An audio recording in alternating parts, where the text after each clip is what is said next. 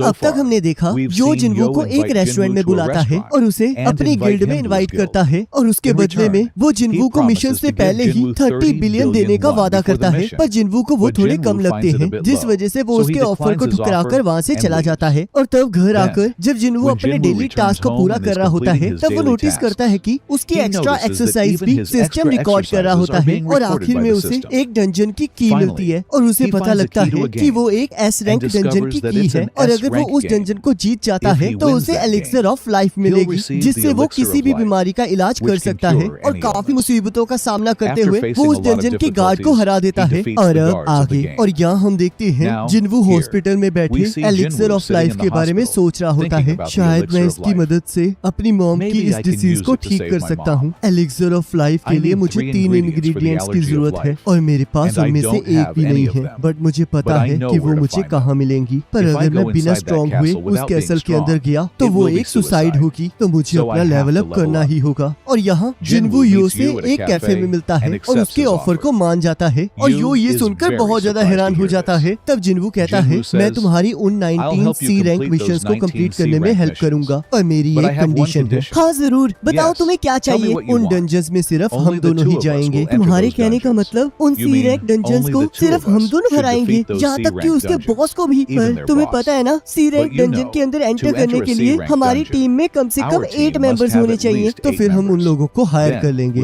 जैसे कि हवांग डुनसुक करता था। क्या ये रिस्की नहीं है? इसे इस तरह सोचो, अगर सिर्फ हम दोनों उन 19 रेड्स के अंदर जाएंगे तो हम उन्हें बिना किसी अनहोनी के क्लियर कर सकते हैं। और एक ऐसी टीम जो कि 19 मिशंस में बिना इंजरी के सारे मिशंस को क्लियर कर सकती है, तो तुम्हें नहीं लगता कि ये काफी है तुम्हारे डैड को इम्प्रेस करने के लिए? मैं समझ गया, तो चलो करते हैं बॉस। मैं बाकी मेंबर्स और गेट्स का इंतजाम कर लूंगा। और यहाँ हम चाह को रनिंग करते हुए देखते हैं और तभी वो नोटिस करती है कि कोई उसे चुपके से देख रहा है और तब वो उसे सामने आने के लिए कहती है। तब वो पर्सन चाह की तारीफ करते हुए कहता है मैं बस आपसे बात करने का एक सही मौका ढूंढ रहा था। मुझे उम्मीद है कि आप मुझे आपकी ट्रेनिंग में इंटरप्ट करने के लिए माफ कर देंगी। ये मेरा कार्ड है। और यहाँ हम यो को अपने फादर के साथ कहीं जाते हुए देखते हैं। तब यो के फादर कहते हैं गेट्स को अपीयर हुए 10 साल से भी ज्यादा हो चुके हैं। ये दुनिया तब से बहुत ज्यादा बदल चुकी है। इंफ्रास्ट्रक्चर, इकोनॉमी, मीडिया, यहाँ तक कि पॉलिटिक्स भी। इन डंजन्स ने वो सारी चीजें चेंज कर दी हैं। हमारा इंफ्रास्ट्रक्चर और सबकी जिंदगी की फाउंडेशन अब उन डंजन्स के रिसोर्सेज पर डिपेंड करती है और सिर्फ हंटर्स ही हैं जो कि उन वाइटल रिसोर्सेज को वहाँ से उन रिसोर्सेज को ला सकते हैं। और उन हंटर्स को जो मैनेज करता है उन्हें हम हंटर एसोसिएशन कहते हैं। हंटर एसोसिएशन जब भी किसी इंसान के अंदर कोई अवेकनिंग होती है तो ये हंटर एसोसिएशन वाले उन्हें अलग अलग रैंक्स में डिवाइड कर देते हैं और उन्हें अपने सिस्टम में रजिस्टर करके उन्हें हैंडल करती है। और जो भी गेट्स ऑक्शन के लिए नहीं जाते उन्हें मैनेज करती है। और यहाँ तक कि अगर डंजन ब्रेक हो जाए तो उससे डील करने का काम भी इसका ही होता है। पर इस एसोसिएशन का काम स्टेट के काम से ज्यादा नहीं है। डंजन्स में से जो रिसोर्सेज कलेक्ट किए जाते हैं वो मेजरली गिल्ड्स करते हैं, जो कि वो बिजनेसेस हैं जो कि इन हंटर्स को इस काम के लिए हायर करती हैं। और ये गिल्ड्स डंजन्स के रिसोर्सेज को कलेक्ट करके और भी ज्यादा अमीर होती जाती है। और इन सभी गिल्ड्स में से the hunters guild, the white tiger guild, the ripper guild, the fame guild और द नाइट गिल्ड, ये पांचों गिल्ड्स इस कंट्री की सबसे बड़ी गिल्ड्स हैं। और डंजन से रिलेटेड प्रॉफिट्स में इनकी ही मोनोपोली है। और मैं यहाँ पर चुपचाप बैठ के ये होता हुआ नहीं देख सकता, स्पेशली ये जानते हुए कि ये रिसोर्सेज हमारी जिंदगी में कितने इम्पोर्टेंट हैं। हमने इस कंट्री के लिए बहुत कुछ किया है, तो अब ये हमारी रिस्पॉन्सिबिलिटी है कि हम इस चीज को भी हैंडल करें और इसे पूरा करने के लिए हमें अपनी एक गिल्ड बनानी होगी। तब यो सोचता है अगर ये सच भी है तो, पर फिर भी एस रैंक हंटर्स को मेरे भाई के बिजनेस पार्टनर की तरह रिक्रूट करने में काफी रिस्क है, जो कि सिर्फ मेरे लिए नहीं है। और यहाँ जिन्वू अपने डेली क्वेस्ट को पूरा कर लेता है, पर वो नोटिस करता है कि इस बार सिस्टम उसके एक्स्ट्रा वर्कआउट को काउंट नहीं करता। तब जिन्वू सोचता है मैं तो इस चीज की उम्मीद कर रहा था कि शायद मुझे फिर से उस डीमन कैसल की तरह कुछ वैल्यूएबल मिलेगा। और रुको, शायद रेगुलर रैंडम लूट बॉक्स में से मुझे कोई की मिल जाए। और तब जिन्वू देखता है उसे उस रैंडम बॉक्स में से बिंगो मिलता है, जिससे जिन्वू उदास हो जाता है। तब जिन्वू अपने स्टैट्स को देखता है, अब इन 3 पॉइंट से मेरा कुछ नहीं होने वाला, इस तरह तो मैं जल्दी से लेवल अप नहीं कर पाऊंगा। पर मुझे सी रैंक डंजन्स में जाने के लिए यो का वेट करना होगा। पर रुको, शायद अगर मैं उस पेनल्टी जोन वाले सेंटीपीड से लड़ूं तो मे बी मेरा लेवल अप जल्दी हो जाए। पर रुको,